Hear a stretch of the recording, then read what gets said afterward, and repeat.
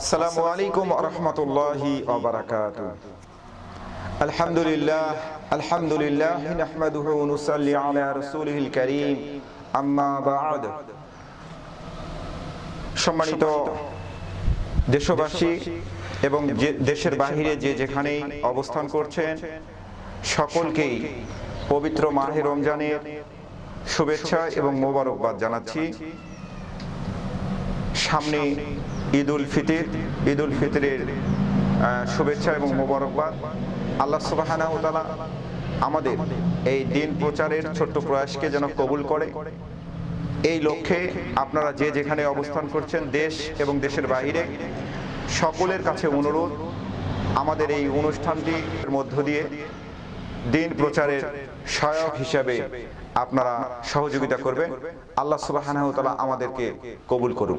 সম্মানিত হাজিরিন, সর্বপ্রথমে প্রশংসা করছি সেই মহান রব্বে কারিমের দরবারে, যিনি অত্যন্ত মেহেরবানি করে আমাদেরকে পবিত্র মাহে রমজানের রোজা পালনের পর আল্লাহ সুবহানাহু ওয়া তাআলার দরবারে শুকরিয়া জ্ঞাপন করার সুযোগ এবং তৌফিক দান করেছেন, সুস্থ রেখে।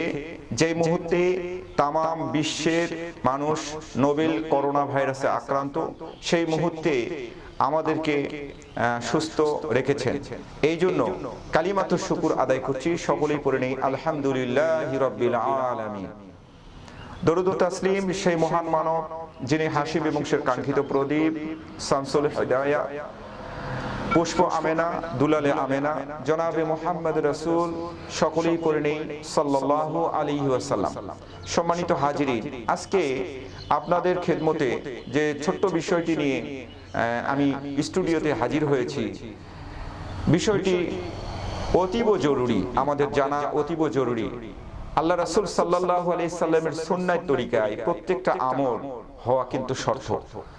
আপনার ইচ্ছা মতো আপনি আমল করবেন, আপনার দাদার শিখানো পদ্ধতিতে আমল করবেন, এই আমল কিন্তু আল্লাহ সুবহানাহু ওয়া তাআলার কাছে গ্রহণযোগ্যতা নাই।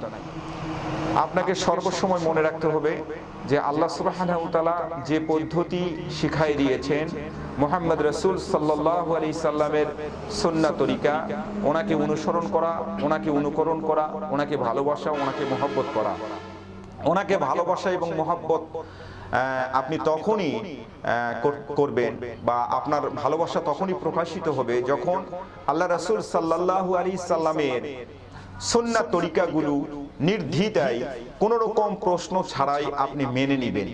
যেমন ধরেন, ছোট্ট করে একটু বললে আরো পরিষ্কার হয় যে আপনি আপনার বাবার কথা শুনছেন, সব কথা আপনি মেনে নিয়েছেন।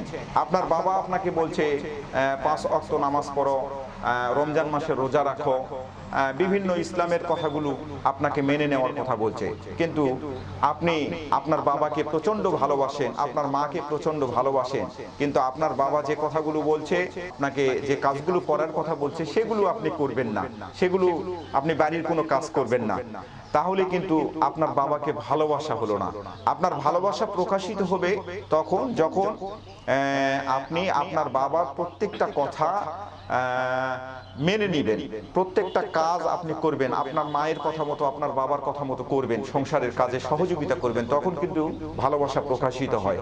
সম্মানিত হাজিরিন, এখানে ছোট্ট করে আরেকটু বলে নেই, আল্লাহ সুবহানাহু ওয়া তাআলা কালামুল্লাহ শরীফের মধ্যে যে কথাটা বলেছেন, কুল ইন কুনতুম তুহিব্বুনাল্লাহ ফাত্তাবিউনি ইউহিব্বুকুমুল্লাহ ওয়া ইয়াগফির লাকুম যুনুবাকুম ওয়াল্লাহু গফুরুর রহিম। সম্মানিত হাজিরিন, আল্লাহ সুবহানাহু ওয়া তাআলা বলেছেন, হে পয়গম্বর, পয়গম্বরকে বলেছেন, হে পয়গম্বর, আপনি তামাম পৃথিবীর মানুষগুলোকে জানিয়ে দেন, কেউ যদি আমি আল্লাহ সুবহানাহু ওয়া তাআলাকে মহব্বত করতে চাই, ভালোবাসতে চাই, আমাকে পাইতে চাই, তাহলে তুমি মুহাম্মদ, তুমি নবী, তুমি রাসূল, তোমাকে যেন ভালোবাসে, তোমাকে যেন মহব্বত করে। তাহলে তোমাকে ভালোবাসা এবং মহব্বত করা, এই কথাটার অর্থটা হচ্ছে যে আল্লাহ রাসূল সাল্লাল্লাহু আলাইহি সাল্লাম যা করতে বলেছেন, যেভাবে করেছেন, যেই নিয়মটা শিখিয়ে দিয়েছেন, সেই পদ্ধতি অবলম্বন করে আপনি পবিত্র মাহে রমজানের রোজা রাখতে হবে। সেই পদ্ধতি অবলম্বন করে আপনাকে সেহরি করতে হবে, সেই পদ্ধতি অবলম্বন করে আপনাকে ইফতার করতে হবে। অর্থাৎ 24 ঘন্টায় আপনাকে আল্লাহ রাসূল সাল্লাল্লাহু আলাইহি সাল্লামের শিখানো তরিকায়, শিখানো পদ্ধতি অবলম্বন করে আপনাকে চলতে হবে। আল্লাহ রাসূল সাল্লাল্লাহু আলাইহি সাল্লামের শিখানো পদ্ধতি অবলম্বন করে যখন আপনি এই 24 ঘন্টা পরিচালনা, আপনার জিন্দেগি, আপনার জীবন, আপনার সমাজ, আপনার পরিবার পরিচালনা করতে যাবেন, তখন কিন্তু প্রত্যেকটা মুহূর্ত, প্রত্যেকটা ক্ষণ আপনার নেকি দ্বারা পরিপূর্ণতা দান করবে। এবং আল্লাহ রাসূল সাল্লাল্লাহু আলাইহি সাল্লাম একটি হাদিস শরীফের মধ্যে বলেছেন যে যখন একটা মানুষ মুহাম্মদ রাসূল সাল্লাল্লাহু আলাইহি সাল্লাম আমার শিখানো দিন, আমার শিখানো পদ্ধতি দ্বারা সমাজ এবং পরিবার পরিচালনা করবে, পবিত্র রমজান মাস কিন্তু এটা শিখানোর একটা মাস, শিক্ষার মাস। ত্যাগের মধ্য দিয়েই আপনাকে মুহাম্মদ সাল্লাল্লাহু আলাইহি সাল্লামের শিখানো দিনটা আপনাকে শিখতে হবে, গ্রহণ করতে হবে। সম্মানিত হাজিরিন, আল্লাহ রাসূল সাল্লাল্লাহু আলাইহি সাল্লাম যে কথাটা বলেছেন যে আপনি মুহাম্মদ সাল্লাল্লাহু আলাইহি সাল্লামের তরিকা মাফিক যখনই প্রত্যেকটা কাজ করবেন, তখন জোহরের নামাজ আপনি পড়লেন, জোহর থেকে আসর পর্যন্ত যত কাজ করবেন, আপনি সংসারের কাজ করছেন, আপনি গ্রামগঞ্জে বসবাস করেন, আপনি একটা গরু লালন পালন করেন, গাভীর ঘাস কাটার জন্য আপনি মাঠে চলে গেছেন, এক বস্তা ঘাস কেটে নিয়ে আসতেছেন, এই ঘাস কাটার মধ্যেও আপনার নেকি, ঘাস কাটার মধ্যেও আল্লাহ সুবহানাহু ওয়া তাআলা এখানে কামিয়াবি রাখছে, এখানে সওয়াব আর সওয়াব। ঘাস কাটছেন গরু, কিন্তু আপনার সওয়াব লেখা হচ্ছে। তারপরে আপনি আসরের নামাজ পড়ে মাগরিব পর্যন্ত যতগুলো কাজ করলেন, সংসারের যতগুলো কাজ করলেন, আপনি হাঁস মুরগিকে, মায়েদের উদ্দেশ্যে বিশেষ করে বলছি, হাঁস মুরগিকে খাবার দিচ্ছেন, আপনি বিভিন্ন কাজ করছেন, সংসারের সমস্ত কাজগুলো আপনার আমলনামার মধ্যে নেকি দ্বারা পরিপূর্ণতা দান করা হয়। এবং মাগরিব থেকে এশা পর্যন্ত যত কাজ করবেন, যত কথা বলবেন, হক কথা যত বলবেন, সমস্ত কথাগুলো আল্লাহ সুবহানাহু ওয়া তাআলার দরবারে ইবাদত হিসাবে কবুল হয়। এশা থেকে ফজর পর্যন্ত, ঠিক পক্ষান্তরে ফজর থেকে জোহর পর্যন্ত এভাবে রোটেশন চলতে থাকে, রোটেশন হিসাবে আপনার আমলনামাগুলো সাত আসমান পেরিয়ে আল্লাহর আরশ আজিমের মধ্যে পৌঁছে যায়। সম্মানিত হাজিরিন, এই কারণে আমি যে কথাটা আপনাদেরকে আজকে পবিত্র মাহে রমজানের একেবারে শেষ প্রান্তে এসে দাঁড়িয়েছি, আপনাদের যে মেসেজটা দিতে চাই, সেই মেসেজটি হলো যে অবশ্যই আল্লাহ রাসূল সাল্লাল্লাহু আলাইহি সাল্লামের তরিকা মাফিক, পয়গম্বর আলাইহিস সালাতু ওয়াস সালামের শেখানো পদ্ধতি অনুযায়ী আমাদের প্রত্যেকটা ইবাদত হোক এবং প্রত্যেকটা আমল হোক, আল্লাহ সুবহানাহু ওয়া তাআলা আমাদেরকে কবুল করুক এবং পরকালী জিন্দেগিতে আমাদেরকে কামিয়াবি অর্জন করার তৌফিক দান করুক। আল্লাহ সুবহানাহু ওয়া তাআলার দরবারে আমরা বেশি বেশি শুকরিয়া আদায় করব। আল্লাহ রাব্বুল আলামিন আমাদেরকে যেন মুহাম্মদ সাল্লাল্লাহু আলাইহি সাল্লামের শেখানো তরিকা এবং পদ্ধতি অবলম্বন করে আমাদেরকে পবিত্র ঈদুল ফিতরের অর্থাৎ শাওয়াল মাসের চাঁদ ওঠার আগেই আল্লাহ রাসূল সাল্লাল্লাহু আলাইহি সাল্লাম যে কথাটা বলেছেন, যে এর আগের আলোচনাতেও আপনারা শুনেছেন, আমার আলোচনাগুলোতে শুনেছেন যে আল্লাহ রাসূল সাল্লাল্লাহু আলাইহি সাল্লাম বলেছেন যে মাহে রমজানের যে এই তিন ভাগ করা হলো, রহমত, মাগফিরাত এবং নাজাত, এই তিন ভাগের মধ্য দিয়েই যেই মানুষগুলো তাদের গুনাহ মাফ করে নিতে পারলো না, সেই মানুষগুলোকে আল্লাহ রাসূল সাল্লাল্লাহু আলাইহি সাল্লাম অভিশাপ দিয়েছেন, অভিশপ্ত করেছেন, তারা ধ্বংস হোক, তারা হতভাগা, তারা সর্বহারা, এই মানুষগুলোর ব্যাপারে বলেছেন।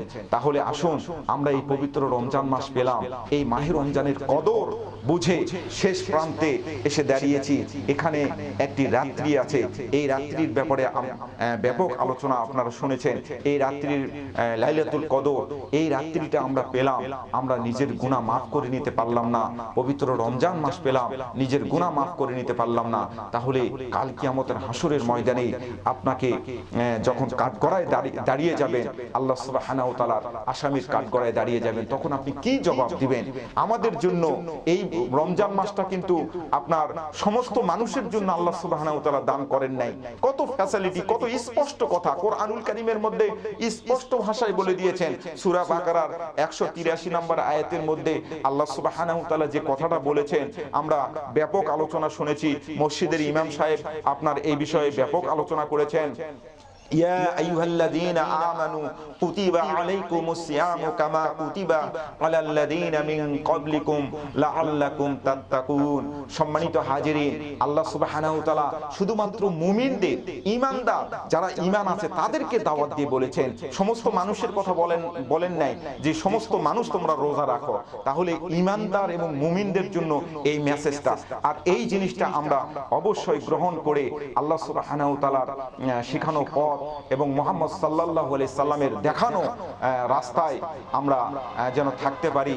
আর সর্ব অবস্থায় আল্লাহ সুবহানাহু ওয়া তাআলার কাছে দোয়া করব, সিরাতাল্লাযীনা আনআমতা আলাইহিম সিরাতাল মুস্তাকিম। এই দোয়াগুলো আমরা করব যেন আমরা মুস্তাকিনের পথে চলতে পারি। আল্লাহ সুবহানাহু ওয়া তাআলা আমাদেরকে কবুল করুন। এই পবিত্র রমজান মাস আমাদের জন্য বয়ে আনুক সুখ, শান্তি এবং সমৃদ্ধি। তাম পৃথিবীর মানুষ যে যেখানেই অবস্থান করছেন নিরাপদে থাকুন, সুস্থ থাকুন, সুরক্ষিত থাকুন। আসসালামু আলাইকুম ওয়া রাহমাতুল্লাহ।